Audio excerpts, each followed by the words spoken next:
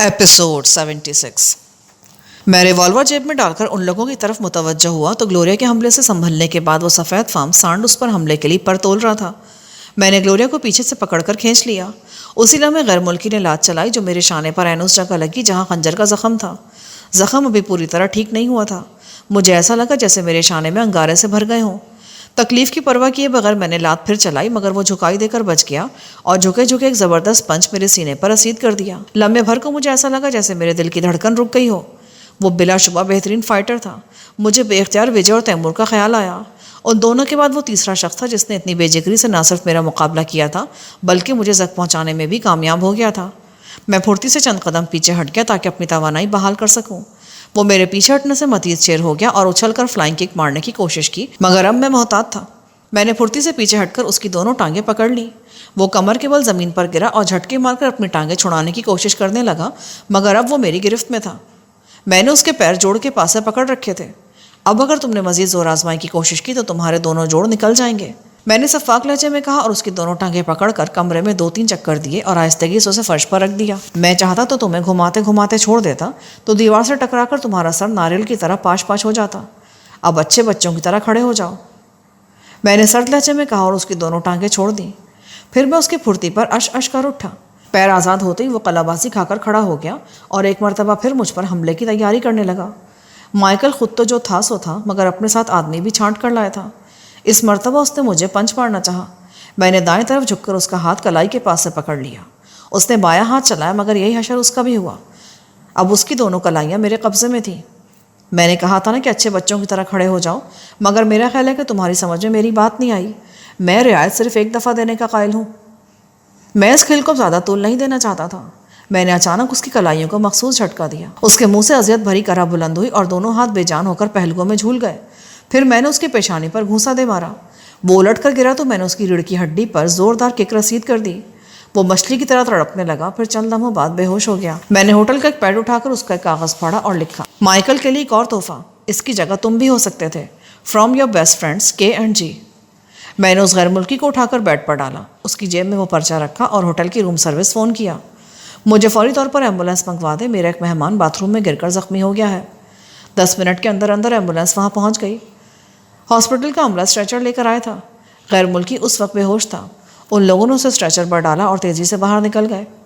हम में से किसी को हॉस्पिटल तक जाना ज़रूरी है, वरना होटल वालों के साथ साथ हॉस्पिटल वाले भी शुबे में बढ़ जाएंगे। मेरा ख्याल है कि मैं चला जाऊँ। उस वक्त मुझे माइकल या उसके साथी पहचान नहीं सकेंगे। अहमकाना बातें मत करो कामरान, ग्लोरिया बोली।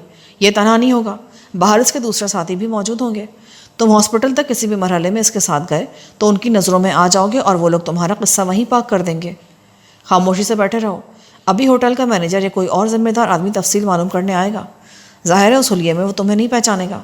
मैं कह दूंगी कि तुम मेहमान के साथ हॉस्पिटल गए हो। इस वक्त यहाँ तुम्हारी ज़्यादा ज़रूरत है। माइकल के साथ ही अगर बाहर हुआ तो वो खामोश नहीं बैठेंगे। तैमूर और विजय को भी यहीं बुला लो। ग्लोरिया को ज़्यादा खौफज़दा लग रही थी। वो ना जाने माइकल से इतना क्यों डरती थी। मेरा ख्याल है कि मैं कांता और विजय को रवाना कर दूँ, मैंने पुरख्याल अंदाज में कहा। विजय बता रहा था कि यहाँ उसके कई दोस्त हैं जो उसके लिए वक्त पड़ने पर जान भी दे सकते हैं। मैं कहीं नहीं जाऊँगी। कांता प्लीज़, तुम क्या चाहती हो कि हम माइकल के हाथों मारे जाएं? अभी थोड़ी देर पहले तुमने मुझसे क्या वादा किया था? अगर तुम्हारी जान मेरी वजह से ख़तरे में है तो मैं चली जाती हूँ, फिर ना जाने कब मुलाकात हो सकता है ये हमारी आखिरी मुलाकात हो। वो रोते हुए बोली, बेवकूफ़ी की बातें मत करो, सिर्फ कुछ ही दिन की तो बात है, अब कुछ मत बोलना। मैं तैमूर और विजय को बुलाती हूँ। ग्लोरिया जानबूझकर वहाँ से हट गई। विजय तुम्हारा ख्याल रखेगा, कुछ ही दिन की तो बात है। तुम्हारी जायदाद बिक जाए तो तुम फ़ौरन मेरे पास चली आना, मगर उसे औने पौने बेचने की कोशिश मत करना। चलता हुआ कारोबार है, कोई भी सनतकार उसे मुंह मांगे दामों खरीद लेगा। उसी वक्त तैमूर और विजय कमरे में दाखिल हुए। ग्लोरिया उनके साथ नहीं थी। मैंने विजय को तफसील से एक एक बात समझाई और ताकीद की कि कांता का ख्याल रखना, उसे कोई तकलीफ़ नहीं पहुँचनी चाहिए। काम होते ही तुम और कांता पाकिस्तान चले आना। आप बेफिक्र रहें, कांता की हिफाजत अब मेरा ज़िम्मा है। मैं मर जाऊँगा मगर इसे कोई तकलीफ़ नहीं पहुँचने दूँगा। तुम वो एड्रेस लिख दो जिस पर तुमसे कांटेक्ट हो सके। विजय ने पैड उठाकर न्यू दिल्ली का एक एड्रेस लिखा और कागज़ मेरे हवाले कर दिया। ये मेरे एक दोस्त का एड्रेस है, मैं फ़िलहाल उसके पास जा रहा हूँ। अगर मैं यहाँ ना भी मिला तो आपका मैसेज मुझ तक ज़रूर पहुँच जाएगा, चाहे मैं इंडिया के किसी भी शहर में जाऊँ। चलो कांता, हमारे पास समय बहुत कम है। کانتا نے جڑی بوٹیوں کا بیگ میرے حوالے کیا اور ایک مرتبہ پھر مجھے اپنا خیال رکھنے کی تاکید کی۔ اسی وقت گلوریا آ گئی۔ کانتا گلوریا سے گلے لگ کر بلک بلک کے رونے لگی۔ پھر بمشکل تمام گلوریا نے اسے خاموش کرایا۔ اس کا سوٹ کیس پہلے ہی وجے نے اٹھا لیا تھا۔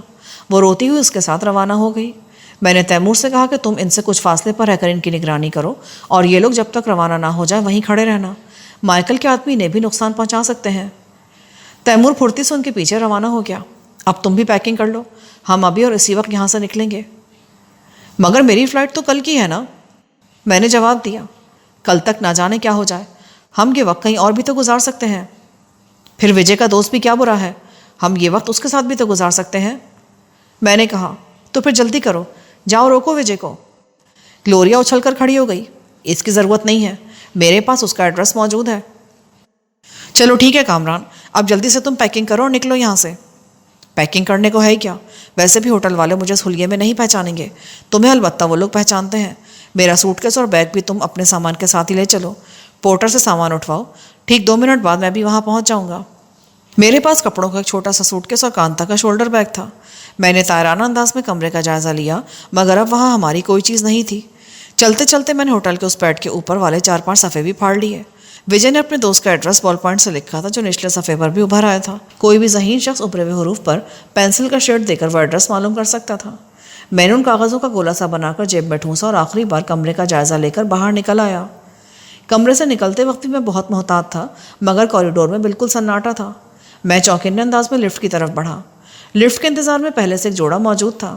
ان دونوں کی شاید حال ہی میں شادی ہوئی تھی۔ مرد نے گھور کر مجھے دیکھا۔ لفٹ کا دروازہ کھلا تو میں نے پہلے ان دونوں کو داخل ہونے کا موقع دیا، پھر جلدی سے خود بھی لفٹ میں داخل ہو گیا۔ لفٹ میں پہلے سے ایک آدمی موجود تھا۔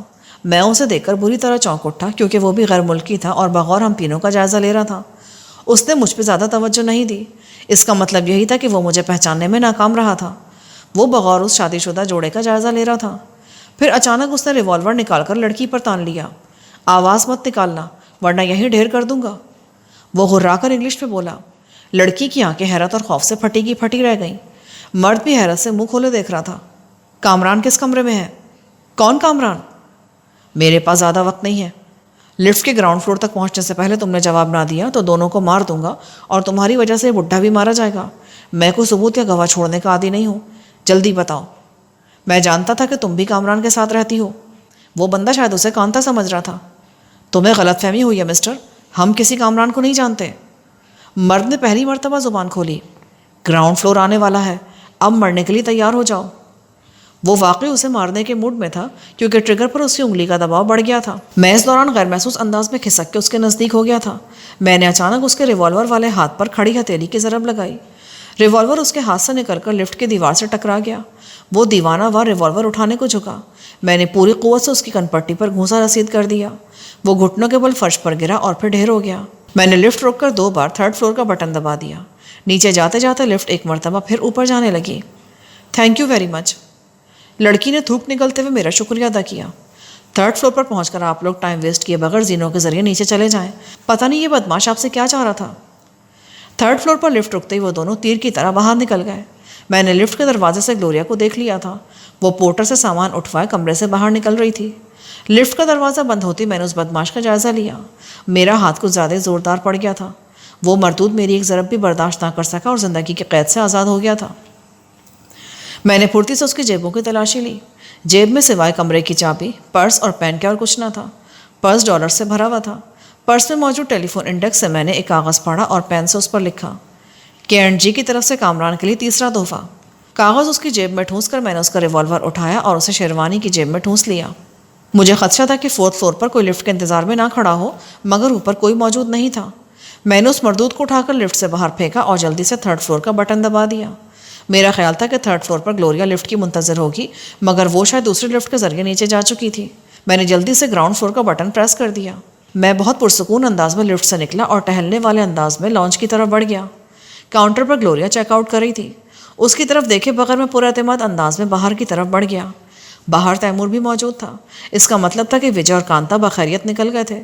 اس سے کچھ کہے بغیر میں سیدھا گیٹ کی طرف گیا۔ میں نے مڑ کر یہ بھی نہ دیکھا کہ تیمور میرے پیچھے آ رہا ہے یا نہیں۔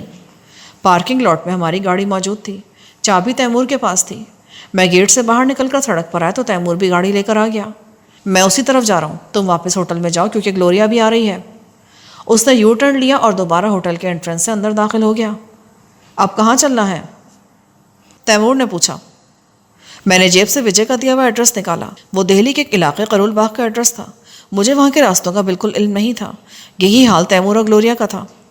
میں کسی سے راستہ پوچھتا ہوں، تیمور بولا اور گاڑی سڑک کے کنارے لگا کر پان سگریٹ کے کیبن کی طرف بڑھ گیا۔ اس نے میرے لیے سگریٹ کا ایک پیکٹ لیا۔ باتوں باتوں اس نے سرسری طور پر پنواڑی سے قرول باغ کا پتہ بھی پوچھ لیا۔ اس نے ڈرائیونگ شروع کر دی۔ اگلا موڑ مڑنے کے بعد تیمور نے کچھ دور چلنے کے بعد کہا، نیوی بلو کلر کی ایک سوزوکی کیری شاید ہمارا پیچھا کر رہی ہے۔ ہوٹل سے چلتے وقت بھی میں نے اسے دیکھا تھا، پھر یہاں سے مڑتے ہوئے بھی میں نے اسے اپنے پیچھے آتے دیکھا ہے۔ گاڑی میں موجود لوگوں کے چہرے دکھائی دے رہے ہیں کیا؟ میرا مطلب ہے کہ کیا ان میں کوئی غیر ملکی بھی ہے؟ ان کے چہرے تو ابھی تک نظر نہیں آئے کیونکہ فاصلہ کافی ہے۔ میں گاڑی کی سپیڈ کم کرتا ہوں، ممکن ہے یہ ہمارا وہم ہو اور وہ لوگ اپنے ہی راستے پر جا رہے ہوں۔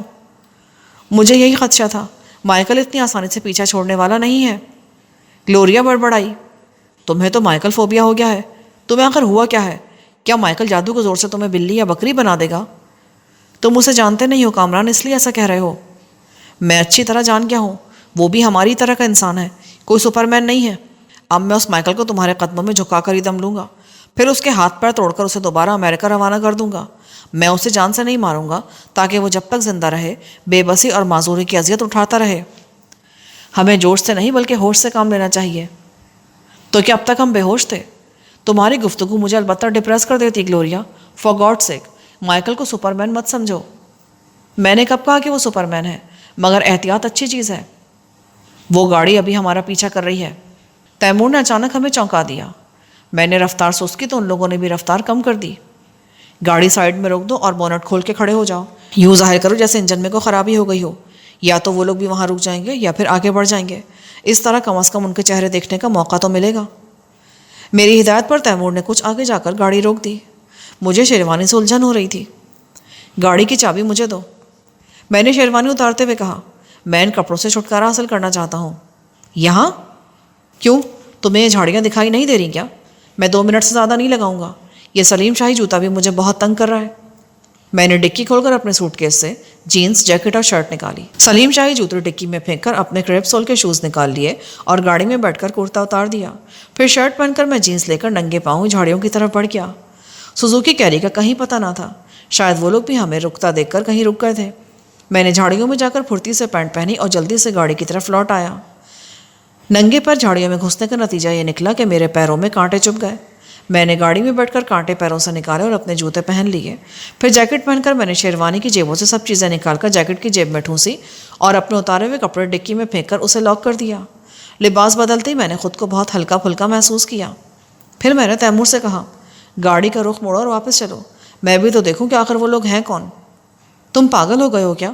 کہ تو وہی بات ہوئی کہ آپ بیل مجھے مار۔ گلوریا نے کہا، اس سے پہلے کہ بیل ہمیں مارے ہم خود ہی کیوں نہ بیل کو مار دیں۔ اگر ان لوگوں کو وجے کے ٹھکانے کا علم ہوگا تو ہمارا تو کچھ نہیں بگڑے گا، مگر کانتا مصیبت میں پھنس جائے گی۔ وہ لوگ اس کا جینا اجیرن کر دیں گے۔ وجے بھی آخر کب تک ان کا مقابلہ کرے گا؟ ہم لوگ تو کل یہاں سے روانہ ہو جائیں گے۔ اور اگر گاڑی میں مائیکل بھی ہوا تو؟ اوف گلوریا، اب اگر تم نے میرے سامنے مائیکل کا نام لیا تو میں اس سے پہلے تمہاری گردن مروڑ دوں گا۔ اگر مائیکل ہوا تو میں ابھی اسے تمہارے سامنے مرغا بنا دوں گا۔ اب اگر میں نے مائیکل کے بارے میں تمہارے منہ سے ایک لفظ بھی سنا تو ہماری راہیں الگ ہو جائیں گی۔ ایسے وقت میں تم مجھے تنہا چھوڑ دو گے؟ گلوریا رونے لگی۔ آخر تمہیں ہوا کیا ہے؟ مجھے وہ گلوریا چاہیے جو بڑے سے بڑے مارکے میں میرے شانہ بشانہ ہوتی ہے۔ کیا اب تم بھی کانتا بننے کی کوشش کر رہی ہو؟ میرے لیے پرابلم کیوں پیدا کر رہی ہو؟ اچھا ٹھیک ہے، میں وعدہ کرتی ہوں کہ آئندہ مائیکل کا نام بھی زبان پر نہیں لاؤں گی۔ یہ ہوئی نا بات۔ تیمور نے گاڑی کو یو ٹرن دیا اور ایک دم اسپیڈ بڑھا دی۔ مجھے دور سے وہ نیوی بلو کلر کی سوزوکی کیری نظر آ گئی۔ اگر وہ لوگ یو ٹرن لے کر بھاگنے کی کوشش کریں تو انہیں اپنی گاڑی سے ہٹ کر دینا، اور اگر وہ لوگ وہیں کھڑے رہیں تو کیا مطلب؟ کیا گلوریا کی طرح تم بھی حواس کھو بیٹھے ہو؟ اگر وہ لوگ اپنی جگہ سے حرکت نہ کریں تو بھی تم ان کے بالکل نزدیک گاڑی روک دینا، بقیہ معاملات میں سنبھال لوں گا۔ ہم آنن فانن سوزوکی کیری تک پہنچ گئے۔ ان میں سے کوئی بھی چہرہ غیر ملکی نہیں تھا، سبھی دیہی آدمی تھے اور شکلوں سے گھٹیا درجے کے بدماش لگ رہے تھے۔ میں گاڑی سے نیچے اترا۔ اے مسٹر، میں نے سوزوکی کے ڈرائیور کو مخاطب کیا، ذرا ادھر آؤ۔ اس نے نظروں ہی نظروں میں اپنے ساتھیوں سے مشورہ کیا، پھر دروازہ کھول کر میری طرف بڑھنے لگا۔ کیا بات ہے؟ تم لوگ ہمارا پیچھا کیوں کر رہے ہو؟ کون؟ تمہارا پیچھا کون کر رہا ہے؟ میں نے کنکھیوں سے تیمور کی طرف دیکھا۔ وہ غیر محسوس طریقے سے اپنا ریوالور نکال چکا تھا اور اس کی توجہ ہمارے بجائے اس کے ساتھیوں پر تھی۔ ان کی تعداد 3 تھی۔ تم ہمارا پیچھا کر رہے تھے، میں نے اسے گالی دیتے ہوئے کہا۔ جینز اور جیکٹ پہن کر اور بالوں کو خضاب لگا کر کوئی آدمی جوان نہیں ہو سکتا۔ اگر یہی گالی مجھے کوئی جوان آدمی دیتا نا تو اب تک وہ اپنے پیروں پر کھڑا نہیں رہ سکتا تھا۔ جاؤ بڑے میاں اپنا کام کرو ورنہ میری کھوپڑی الٹ جائے گی۔ میں نے جواب میں اس کے چہرے پر اتنی زور سے تھپڑ مارا کہ وہ الٹ کر پیچھے گر گیا۔ اس کے چہرے کی جلد پھٹ گئی اور خون رسنے لگا۔ صورتحال ایک دم بدل گئی۔ اس کے ساتھ ہی ایک دم گاڑی سے باہر آ گئے۔ وہ تینوں ریوالور سے مسلح تھے۔ تھپڑ کھانے والا بھی کپڑے جھاڑتا ہوا کھڑا ہو گیا اور کھا جانے والی نظروں سے مجھے گھورنے لگا۔ اس کے ساتھیوں نے آگے بڑھنے کی کوشش کی مگر اس نے اشارے سے روک دیا۔ اب تک میں تیری عمر کا لحاظ کرا تھا بڈھے، مگر مجھ پر ہاتھ اٹھا کے تو نے خود ہی اپنی موت کو دعوت دی ہے۔ میں تو کئی سال سے دعوت پہ دعوت دے رہا ہوں اسے، مگر وہ کمبخت آتی ہی نہیں، میں نے مذائقہ خیز لہجے میں کہا اور اچانک آگے بڑھ کر اسے دبوچ لیا۔ پھر میں نے جھٹکا دے کر اس کا رخ اس کے ساتھیوں کی طرف کیا اور بائیں کلائی سے اس کی گردن جکڑ کر اسے ڈھال بنا لیا۔ دوسری لمحے میں نے ریوالور نکال کر اس کی کنپٹی پر رکھا اور سرد لہجے میں بولا، اپنے ساتھیوں سے کہو کہ ریوالور پھینک کر اپنے دونوں ہاتھ سر پر رکھیں اور جھاڑیوں میں چلے جائیں۔ وہ سڑک سنسان ضرور تھی مگر اتنی بھی نہیں تھی۔ وقفے وقفے سے گاڑیاں وہاں سے گزر رہی تھیں۔ میں نہیں چاہتا تھا کہ کوئی گاڑی والا یہ صورتحال دیکھے اور پولیس کو اطلاع دے دے، اسی لیے میں ان لوگوں کو جھاڑیوں میں بھیج رہا تھا۔ اپنا ریوالور پھینک دو اور ہاتھ سر پر رکھ کر جھاڑیوں میں چلے جاؤ۔ اس نے فوراً اپنے ساتھیوں کو حکم دیا۔ موت سامنے ہو تو 0.1% افراد اس سے آنکھیں ملاتے ہیں، ورنہ میں نے تو بڑے بڑے سرماؤں کا پتا پانی ہوتے دیکھا تھا۔ وہ تو خیر معمولی درجے کا ایک بدماش تھا جو شاید محض اپنے تن و توش کے بل پر بدماشی کر رہا تھا۔ میرے کچھ کہے بغیر تیمور تیزی کے ساتھ گاڑی سے اترا اور تینوں ریوالور سمیٹتا ہوا ان تینوں کے پیچھے جھاڑیوں کی طرف بڑھ گیا۔ اچانک مجھے گاڑی دکھائی دی جو بہت تیز رفتاری سے ادھر آ رہی تھی۔ میں نے فوراً ریوالور جیب میں ڈالا اور اپنے شکار سے یوں مانکا کرنے لگا جیسے برسوں سے بچھڑے ہوئے 2 دوست مل رہے ہوں۔ میں نے ہنستے ہوئے کہا، شور مچانے کی کوشش مت کرنا ورنہ میری ساتھی لڑکی تمہاری کھوپڑی میں سوراخ کر دے گی۔ اس کا رخ ہماری گاڑی ہی کی طرف تھا، اس لیے گلوریا اسے اچھی طرح دکھائی دے رہی تھی۔ میں جانتا تھا کہ گلوریا کے ہاتھ میں بھی ریوالور ہوگا۔ وہ ایک دم جھاگ کی طرح بیٹھ گیا۔ اب بتاؤ تم ہمارا پیچھا کیوں کر رہے تھے؟ ایک گورے نے مجھے صرف اس کام کے 10,000 روپے دیے تھے، اس کے علاوہ 2,000 میرے ساتھیوں کو بھی دیے تھے۔ اس نے کہا تھا صرف تم لوگوں کا ٹھکانہ معلوم کر کے لوٹ آؤں۔ اس نے یہ بھی کہا تھا کہ اس کام میں کسی قسم کا خطرہ نہیں ہے، مگر تعقب کرنا بھی ایک فن ہے بیٹا۔ تمہیں اندازہ نہیں کہ اس نے تمہیں اور تمہارے ساتھیوں کو جان بوجھ کر موت کے منہ میں دھکیلا ہے۔ وہ جانتا ہے کہ ایک بار جو ہماری نظروں میں آ جائے یا ہم اس کی نظروں میں آ جائیں تو پھر وہ زندہ نہیں رہتا۔ مگر اس میں میرا تو کوئی دوش نہیں ہے نا۔ میں تمہیں 15,000 دوں گا، تم مجھے اس گورے کا پتہ بتا دو، بس تمہارے بچنے کی یہی ایک صورت ہے۔ وہ جب بھی مجھے ملا ہے ہمارے اڈے پر ملا ہے۔ اصل میں وہ استاد کفون کا دوست ہے۔ اور یہ استاد کفون کون ہے؟ استاد کفون دلی کا بہت بڑا دادا ہے۔ اس کا اڈا کوچا بلی مارا میں ہے، وہاں کا ہر آدمی اسے جانتا ہے۔ کوئی بھی تمہیں وہاں پہنچا دے گا۔ مجھے وہاں جانے کا کوئی شوق نہیں ہے، بس میں تمہیں ایک شرط پر چھوڑوں گا۔ کون سی شرط؟ تم اسے کوئی بھی الٹا سیدھا پتہ بتا دینا کہ تم نے ہمیں اس جگہ جاتے دیکھا تھا۔ منظور ہے مجھے، مگر جب اسے یہ معلوم ہوگا کہ کچھ معلوم نہیں ہوگا۔ واپس جاتے ہوئے تم کو ایسا بنگلہ دیکھو جو کافی عرصے سے غیر آباد ہو، پھر تم اطمینان سے اسے وہاں کا پتہ بتا دینا۔ بعد میں تم کہہ سکتے ہو کہ وہ لوگ گھنٹے 2 گھنٹے وہاں ٹھہر کر کہیں چلے گئے ہوں گے، تو اس میں میرا کیا قصور؟ یہ ضرور بتانا اسے کہ ہمارے ٹھہرنے کے بعد تم نے 2 گھنٹے تک ہماری نگرانی کی تھی۔ اپنے ساتھیوں کو بھی اچھی طرح یہ بات رٹا دینا۔ تمہیں اور تمہارے ساتھیوں کو بھی رقم مل جائے گی۔ تمہارا استاد کا فون بھی خوش ہو جائے گا اور وہ گورا بھی۔ سب سے بڑی بات ہے کہ مجھ سے تمہاری جان چھوٹ جائے گی۔ ویسے وہ تم سے رپورٹ لینے کب آئے گا؟ وہ جب بھی آتا ہے رات کے 10 اور 11 کے درمیان آتا ہے۔ اس کا مطلب ہے کہ ابھی تمہارے پاس بہت وقت ہے، اطمینان سے کوئی غیر آباد بنگلہ دیکھ لو۔